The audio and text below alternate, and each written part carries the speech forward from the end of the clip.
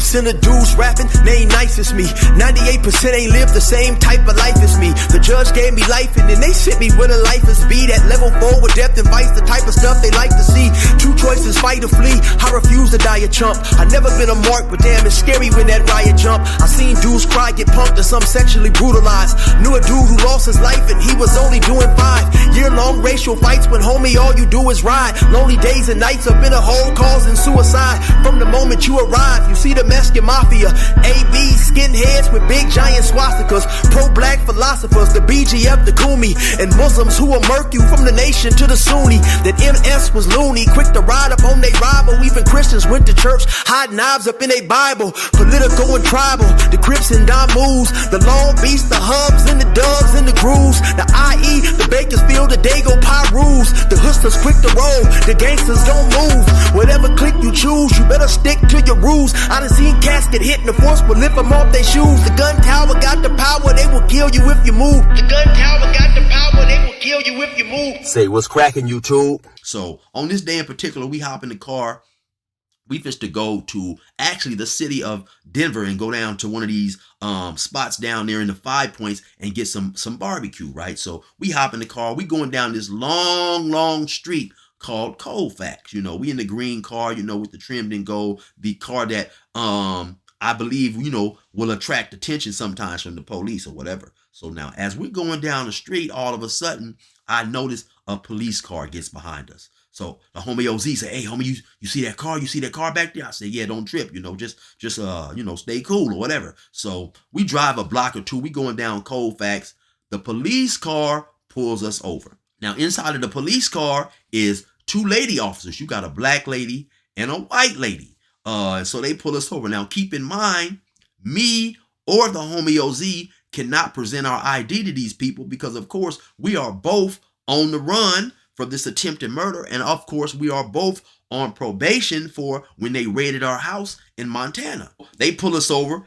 And of course, as was a customary practice back then, one of the first things they want us to do is step out the car. I don't know if they asked us to step out before or after we told them we didn't have no license. But of course, at some point in time, they asked us to step outside of the car. So as we step outside of the car, you know, they talking to us, asking us questions, so on and so forth. You know, I tell them that I don't have I tell them that I don't have a driver's license, a physical driver's license, but I have one in the computer. And I give them the name of my brother. I tell them that I'm my brother, and I give them his social security number. I'll never forget, the homie OZ told him, actually, while we was driving, he said, hey, homie, listen, I'm going to tell them I'm my cousin. Or I believe my nephew, his name was Marcus Lawler. I'll never forget that. He told him Marcus Lawler. He said, hey, homie, that's my name, Marcus Lawler. I said, okay, for sure. So as they're doing this investigation of us, he tells them that he is Marcus Lawler. He gives a birth date and so on and so forth, right? So all that stuff checks out. So now, so they got us on the car, you know, we like, hey, well, what's the hold up? You know, they like, oh, well, you know, our gang sergeant wants to come and talk to you guys or whatever, because one of you guys looks like somebody that's wanted for a murder out of California. So like I say, keep in mind, we are both wanted for attempted murder out of California, right? And so the homie OZ, he says, after a couple minutes, he says, excuse me, can I ask you guys which one of us is it? They tell him it's you. So, you know what I'm saying? Now, of course, the homie is nervous. You know, he's over there shaking like a lifelong hoe on Judgment Day in a short line to see God. You know, the homie is nervous like all outdoors, right? And so, you know, our information checks out or whatever. And so then they tell us, you know what? Okay, you know, you guys' information checked out. So you can go ahead and go. You don't have to wait for the gang sergeant to come or whatever. You guys' information checked out. You know, my information that I gave him checked out. His information was cool. They told us we can go ahead and bounce. So as we are standing up or getting up off the car or whatever, getting ready to get in the car, maybe we may have actually been in the car. All of a sudden, one of the officers come back to the window. She said, oh, you know what?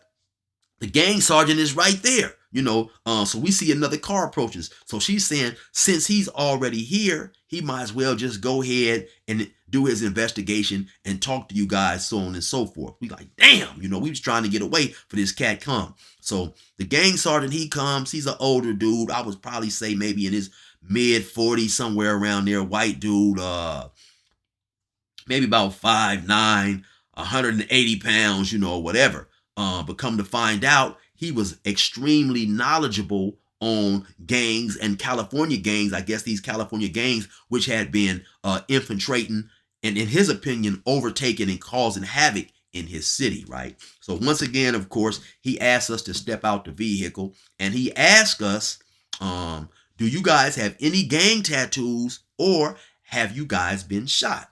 We both say no.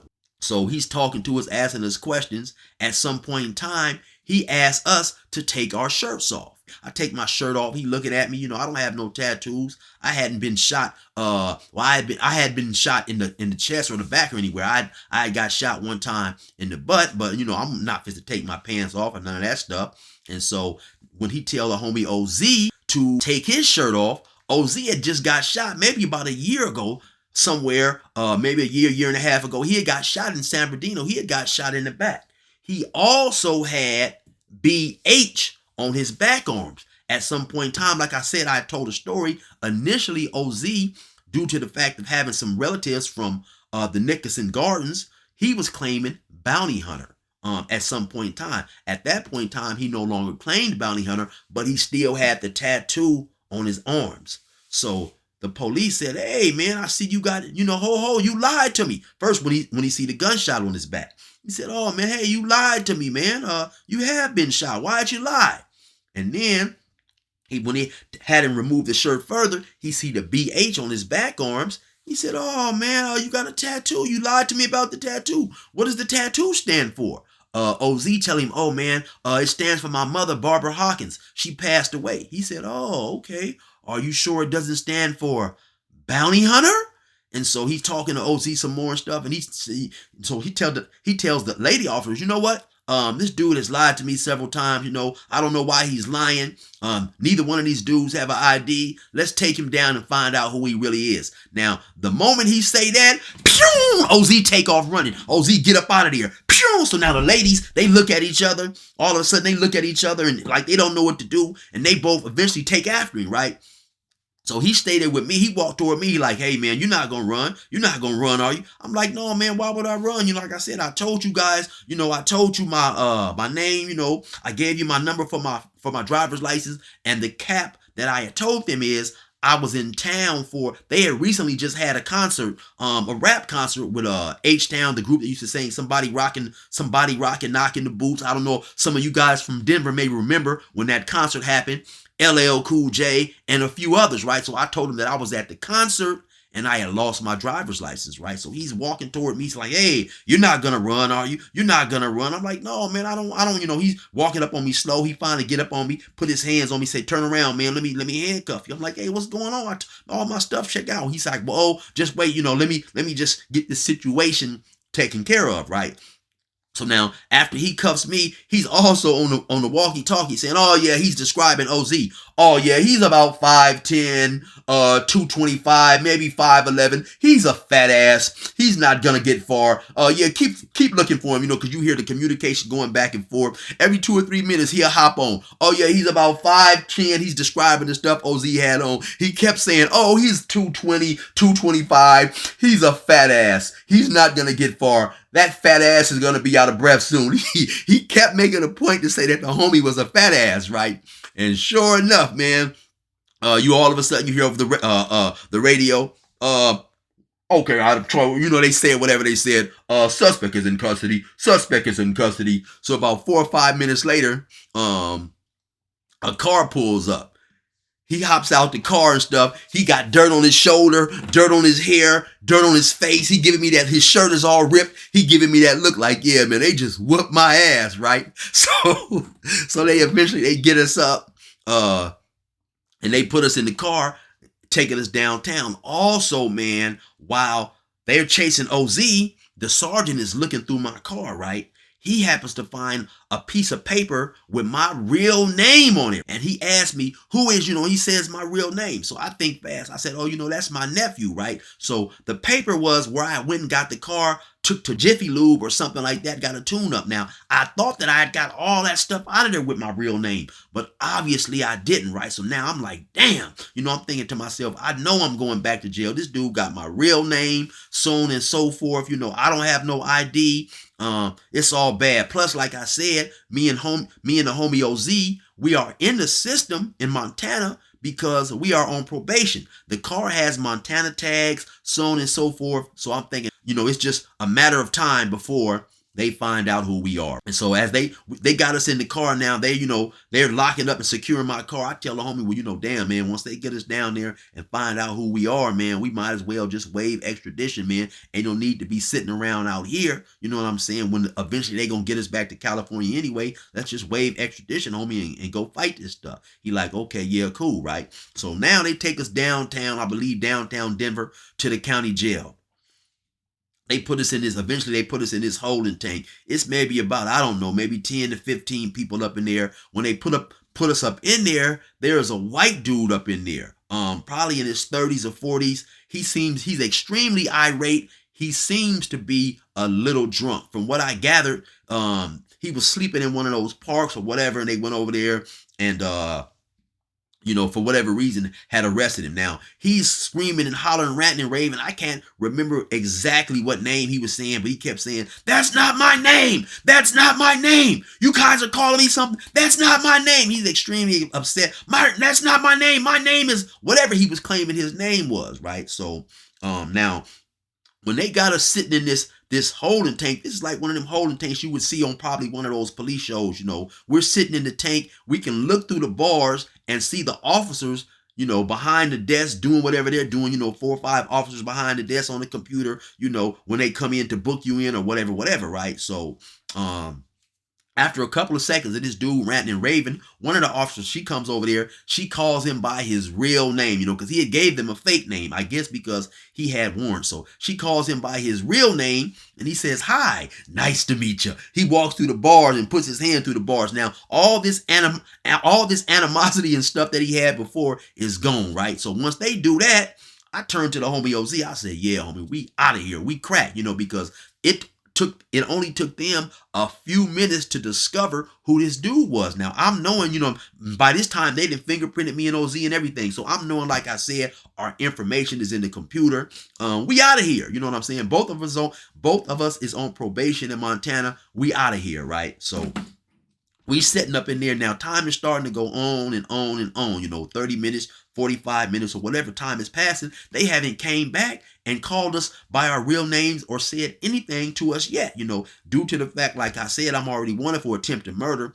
I'm alert. I'm paying a lot of attention to what's going on, even though I'm looking like I'm not. I'm kind of sitting with my head down like this, but I'm constantly looking out of my peripheral, watching those officers up in there. So all of a sudden now, the black lady, the black officer, and the white officer who arrested us, they're still behind the counter doing paperwork or doing whatever, right? So I hear the black officer say in a low tone to the white officer, she said, watch this, watch this, watch this. She walks up to the gate and she says my brother's name out loud. Of course, now my brother's name is who I told these people that I was, right? So I'm assuming that she felt that that wasn't my real name. And so when she called out that real name, since it wasn't my real name, I wasn't going to be alert. I wasn't going to answer to it, so on and so forth. But she don't know I'm paying attention to her like a mug, right? So when she called the name, I jumped right up. I said, hey, yeah, what's up? That's me. What's going on?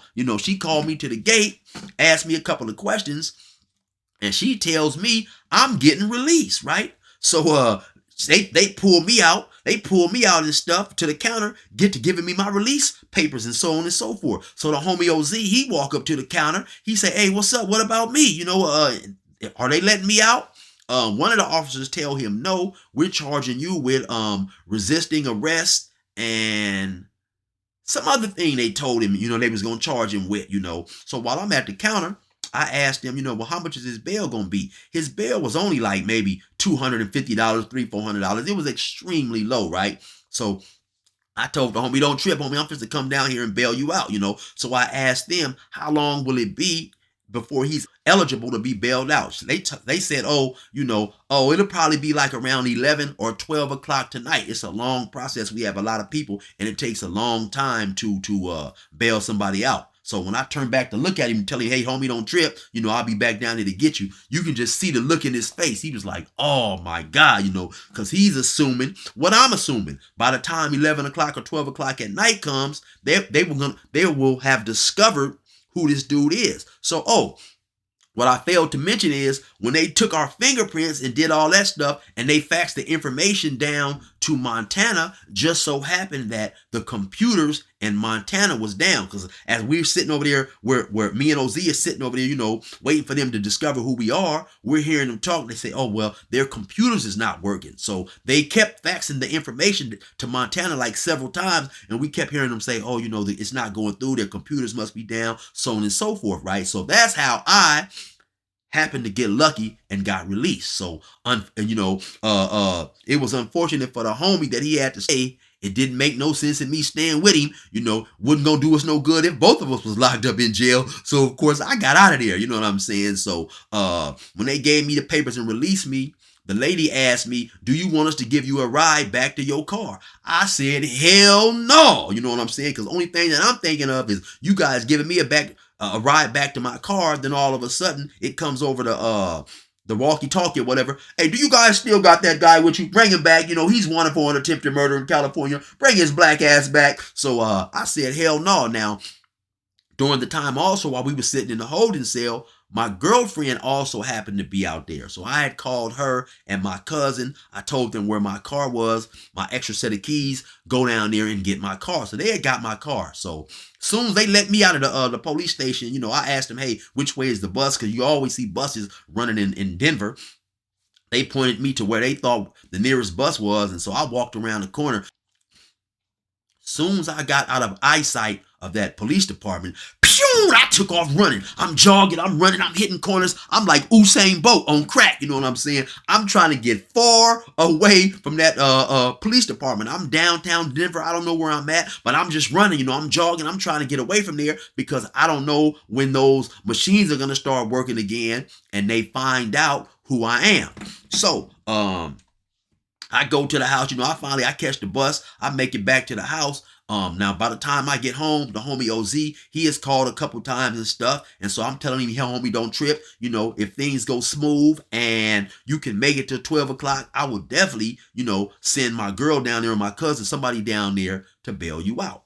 So, everything winds up going smooth for the homie OZ, They never discover who we are. I guess the computer never comes back up or whatever. So my cousin or whoever went down and bailed him out of jail maybe around 12 o'clock, whatever it was. He comes back to the house. Now, this dude is spooked. He is not taking no more rides. He ain't hopping in the car, like I say, man, due to him going to jail. Also, along with that exorcism that I performed, he is cool on all that, but I'm young, I'm wild. I'm still out there. I'm riding, right? So maybe 2 or 3 days later, after this incident happens, I'm driving, I'm riding around, I'm in Aurora, and I see the police get behind me. The police pull me over. Once I pull over, once again, I look in my mirror, it's those same 2 cops that pulled me over. It's the white lady and the black lady, right? So now they claim that they're pulling me over because when I was in Billings, Montana, I used to box. I had won several boxing events, and I had got a little pair of boxing gloves, and I had hung them over my window on my mirror. They claiming that you can't have anything over your mirror, it's obstructing your view, so on and so forth, right? But they really wanted to pull me over to see if my information had came back yet. Of course, I still don't have a physical driver's license to give them. I tell them, that I'm my brother, so on and so forth, give them the information. They come back, say, okay, well, how long you going to be out here? You need to get an ID, so on and so forth. I tell them, well, hey, man, I'm heading back to Billings in a day or two. I'm just out here, just visiting my family and stuff after the concert, folks. So whatever. They give me the little ticket, the obstructing view ticket or whatever. I go on about my business. 2 or 3 days later, I do actually leave I leave Denver, and now I'm headed back actually to California. My plans are to go back and sell this car. You know, this car is too conspicuous. It's drawing too much attention. My homegirl was gonna buy the car, right? So yeah, I'm just to go back, get rid of this car, and get me something a little more less noticeable. So we pack up, we leave. You know, we go to the swap meet, we get a few things, get a few tapes and some music to listen to on our ride from Denver to California. When we get to Vegas, I call back. My cousin tells me that they have raided the house looking for me. So obviously that information had came back, and they had found out who I really was. Just so happened the homie OZ, he also had left. My homie Dante had came out there to Denver from Billings, Montana. And so him and OZ had left and went back to Vegas or wherever they had went. So actually nobody was there. Now, how they knew where I was living, I don't know. I'm assuming that due to the police always going to those Carter apartments and me having my car parked outside there sometimes, they would see that car out there. And I'm assuming one of them said, you know, during the little briefing meetings that they had before each shift, oh yeah, I seen that car over here on Dayton Street.